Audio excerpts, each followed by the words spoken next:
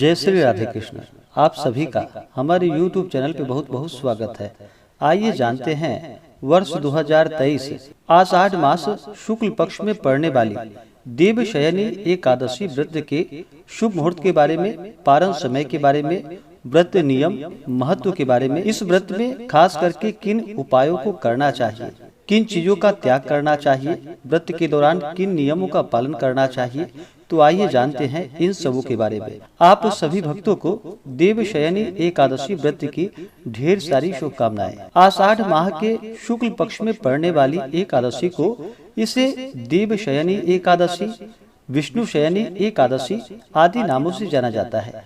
इस दिन भगवान विष्णु, माता लक्ष्मी का पूजन किया जाता है और इसी दिन से जो कि चातुर्य मास की शुरुआत भी होती है, जो कि 4 महीनों के लिए भगवान विष्णु इस दिन से पाताल लोक में निवास करते हैं और फिर कार्तिक मास की शुक्ल पक्ष की एकादशी को प्रस्थान करते हैं। इसी कारण इसे देवशयनी एकादशी तथा कार्तिक मास की एकादशी को देवोत्थान, देव उठनी एकादशी के नाम से जाना जाता है। इन 4 महीनों में जो कि सभी प्रकार के शुभ और मांगलिक कार्य, विवाह आदि कार्य जो कि बंद हो जाते हैं और इन 4 महीने जो कि भगवान विष्णु जो कि क्षीर सागर में अनंत शैया पर शयन करते हैं और इस दौरान जो कि साधु लोग एक ही स्थान पर रहकर तपस्या करते हैं। इस बार देवशयनी एकादशी का व्रत जो कि 29 जून 2023 दिन गुरुवार को किया जा रहा है। एकादशी तिथि प्रारंभ समय 28 जून 2023 दिन बुधवार रात्रि 3:20 और एकादशी तिथि की समाप्ति होगी 29 जून 2023 दिन गुरुवार रात्रि 2:43 पे। तो हमें शुद्ध रूप से सूर्योदय व्यापनी के अनुसार जो समय प्राप्त हो रहा है वह समय 29 जून 2023 दिन गुरुवार को प्राप्त हो रहा है। तो सभी इस दिन व्रत को धारण करेंगे और इस व्रत का पारणा जो कि अगले दिन 30 जून 2023 दिन शुक्रवार को व्रत का पारण किया जाएगा। पारण का जो समय होगा वह समय सुबह 5:52 से सुबह 7:52 तक व्रत का पारण किया जाएगा। देवशयनी एकादशी व्रत का पारण जो कि यव चूर्णेन पारणम यानी कि जौ के चूर्ण से इस व्रत का पारण किया जाएगा। आप चाहें तो जल, तुलसी दल या फल से व्रत का पारण कर सकते हैं। एकादशी तिथि के दिन योग जो कि सिद्धि योग रात्रि 3:43 तक होगा। उसके बाद श्राद्ध योग जो कि बड़ा ही अच्छा योग बन रहा है। नक्षत्र जो कि स्वाति नक्षत्र शाम 4:30 तक। उसके बाद विशाखा नक्षत्र 29 जून को जो राहु काल का समय होगा वह समय दोपहर 1:44 से दोपहर 3:27 तक राहु काल का समय होगा। राहु काल समय के दौरान कोई भी शुभ कार्य या नया कार्य नहीं करना चाहिए, यह लाभकारी नहीं होता है। और 30 जून को जो राहु काल का समय होगा वह समय सुबह 10:18 से दोपहर 12:01 तक होगा। जो भी एकादशी का व्रत करते हैं उन्हें एकादशी व्रत के लिए जो कि 10वीं के दिन से ही व्रत में नियम का पालन करना पड़ता है। 10वीं तिथि के दिन, एकादशी तिथि के दिन और द्वादशी तिथि के दिन, इन 3 दिनों तक जो कि शुद्ध और सात्विकता का पालन करना चाहिए। 10वीं तिथि के दिन जो कि सूर्यास्त होने से पहले ही भोजन ग्रहण करना चाहिए। भोजन में जो कि चावल का प्रयोग नहीं करना चाहिए, मसूर दाल का प्रयोग नहीं करना चाहिए या कटहल की सब्जी आदि का प्रयोग नहीं करना चाहिए, शहद का प्रयोग नहीं करना चाहिए। तो 10वीं को जो कि सूर्यास्त से पहले ही भोजन ग्रहण करे। उसके बाद दांतों को अच्छे तरह से साफ कर ले। दांतों में कोई भी अन्न का रेशा ना होने पाए, इस बात का ध्यान रखे। और रात्रि में एकादशी व्रत का स्मरण करते हुए, भगवान विष्णु का स्मरण करते हुए, ब्रह्मचर्य का पालन करते हुए सोना चाहिए। और एकादशी तिथि के दिन जो कि सुबह ब्रह्म मुहूर्त में उठ करके नित्य क्रियाओं से निवृत्त होकर के गंगा नदी में स्नान करना चाहिए। गंगा नदी में अगर स्नान नहीं कर पाते हैं तो घर के नहाने के पानी में ही थोड़ा सा गंगा जल मिला करके माता गंगा का और वरुण देवता का स्मरण करके स्नान करना चाहिए। उसके बाद शुद्ध वस्त्र धारण करके भगवान सूर्य देव को अर्घ्य प्रदान करना चाहिए और फिर व्रत का संकल्प लेना चाहिए। भगवान विष्णु से प्रार्थना करनी चाहिए कि हे भगवान विष्णु, हे माता लक्ष्मी, आज मैं देवशयनी विष्णुशयनी एकादशी का व्रत करने जा रहा हूँ या करने जा रही हूँ। इस प्रकार से भगवान से प्रार्थना करें कि हमारे सभी प्रकार के दैहिक, दैविक और भौतिक पाप नष्ट हो जाएं। आपके मन में जो भी इच्छा हो, जो भी कामना हो, वह प्रभु से कहें। और एकादशी तिथि के दिन, जो कि इस दिन रात्रि उपवास रहते हुए व्रत को धारण करना चाहिए। आप चाहें तो फलाहार ग्रहण करके भी व्रत को धारण कर सकते हैं या सेंधा नमक का प्रयोग करके व्रत को धारण कर सकते हैं। एकादशी के दिन जो कि चावल ग्रहण बिल्कुल भी नहीं करनी चाहिए। इस दिन फलाहार में जो भी फल फ्रूट हो उसका आप प्रयोग कर सकते हैं। दूध से बने हुए वस्तु का प्रयोग कर सकते हैं। चाय, कॉफी आदि पी सकते हैं। दूध ग्रहण कर सकते हैं। केवल एकादशी के दिन जो कि अन्न ग्रहण नहीं करनी चाहिए, फलाहार आदि का सेवन करके आप व्रत को धारण कर सकते हैं, जो उपवास नहीं रह पाते हैं। देवशयनी एकादशी के दिन जो कि पूर्ण ब्रह्मचर्य का पालन करते हुए, शुद्ध और सात्विकता का पालन करते हुए तामसिक वस्तुओं का बिल्कुल भी प्रयोग नहीं करना चाहिए। मांस, मदिरा, लहसुन, प्याज आदि का प्रयोग ना करें। इस दिन नशीले पदार्थों का सेवन बिल्कुल भी नहीं करना चाहिए। तंबाकू आदि का प्रयोग नहीं करना चाहिए। व्रत धारक को व्रत के दौरान किसी के ऊपर क्रोध नहीं करनी चाहिए।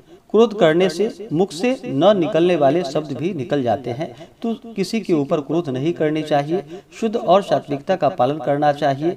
धर्म का आचरण करते हुए रहना चाहिए। अपने से बड़ों का सदा ही आदर और सम्मान करना चाहिए। महिलाओं का बिल्कुल भी अपमान नहीं करना चाहिए। जहाँ पर भी महिलाओं का अपमान होता है, वहाँ से माता स्थिर लक्ष्मी रुष्ट होकर चली जाती हैं, तो इनका बिल्कुल भी अपमान ना करें। इस दिन जो कि दिन रात्रि अपना मन भगवान के चरणों में लगाएं और भक्ति, भजन, कथा श्रवण, स्तोत्र पाठ आदि का श्रवण करते हुए भगवान के नाम का स्मरण करते हुए समय को व्यतीत करना चाहिए।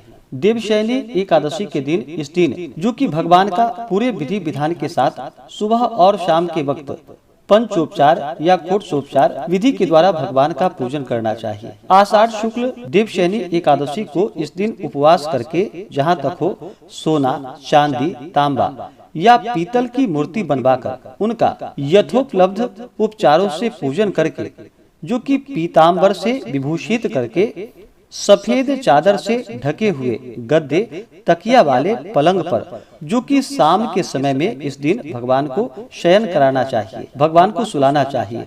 उस अवसर के जो कि 4 महीनों के लिए अपनी रुचि अथवा अभिष्ट सिद्धि के अनुसार नित्य व्यवहार के पदार्थों का त्याग और ग्रहण करे, जैसे कि मधुर स्वर के लिए गुड़ का, दीर्घायु अथवा पुत्र पौत्रादि की प्राप्ति के लिए तेल का, शत्रुनाश के लिए कड़वे तेल का, सौभाग्य के लिए मीठे तेल का और स्वर्ग प्राप्ति के लिए पुष्पादि भोगों का त्याग करना चाहिए। देह शुद्धि या सुंदरता के लिए परिमित प्रमाण के पंचगव्य का, वंश वृद्धि के लिए नियमित दूध का, कुरुक्षेत्रादि समान फल मिलने के लिए पात्र में भोजन करने के बदले पत्र का और सर्व पाप क्षय पूर्वक सकल पुण्य फल प्राप्त होने के लिए नक्त व्रत, अयाचित भोजन या सर्वथा उपवास करने का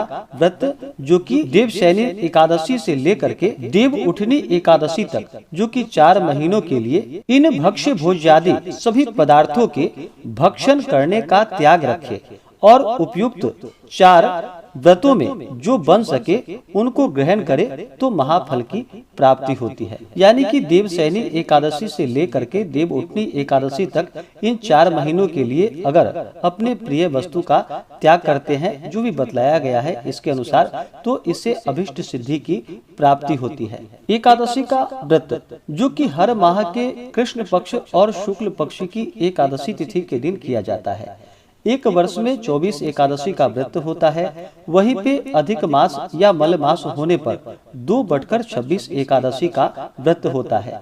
इस बार जो कि अधिक मास मल मास लगने जा रहा है, इस कारण से इस बार जो कि चातुर्मास 4 महीनों का होता है, लेकिन इस बार जो कि अधिक मास होने के कारण 1 महीना और ज्यादा हो जाएगा। देव उठनी एकादशी का व्रत जो किया जाएगा वह 23 नवंबर 2023 दिन गुरुवार को किया जाएगा। और इस बार देवशयनी एकादशी का व्रत जो कि 29 जून 2023 दिन गुरुवार को किया जा रहा है। तो एकादशी तिथि के दिन जो कि पूर्ण श्रद्धा भक्ति भाव के साथ भगवान विष्णु का, माता लक्ष्मी का सुबह और शाम के वक्त पूरे विधि विधान के साथ पूजन करना चाहिए। भगवान के पूजन के लिए इस दिन चाहिए कि एक अच्छा सा जगह ले, उस जगह को अच्छे से पवित्र करके, जैसे कि अपने घर के ईशान कोण में उस जगह को अच्छे से पवित्र करके वहाँ पे एक चौकी लगाए, चौकी पे पीला वस्त्र बिछा करके भगवान की प्रतिमा को स्थापित करे। सबसे पहले अपने लिए एक आसन लगाए, आसन पे जो कि पूर्व या उत्तर दिशा की ओर मुख करके बैठना चाहिए। सबसे पहले अपना शुद्धिकरण करे, अपना आसन शुद्धिकरण करे। कुशा अगर आपके पास हो तो कुशा को धारण करे अंगूठी के रूप में, फिर तिलक धारण करे। और सबसे पहले जो कि गणेश अंबिका का पूजन किया जाता है, तो पहले गणेश अंबिका का पूजन करे। किसी भी प्रकार के शुभ कार्यों में या मांगलिक कार्यों में भगवान गणेश जी का पूजन किया जाता है। भगवान गणेश जी जो कि विघ्न हरता है, सभी प्रकार के विघ्नों को दूर करने वाले हैं और सुख समृद्धि का आशीर्वाद प्रदान करने वाले हैं। तो सबसे पहले गणेश अंबिका यानी कि गौरी गणेश का पूजन कर ले।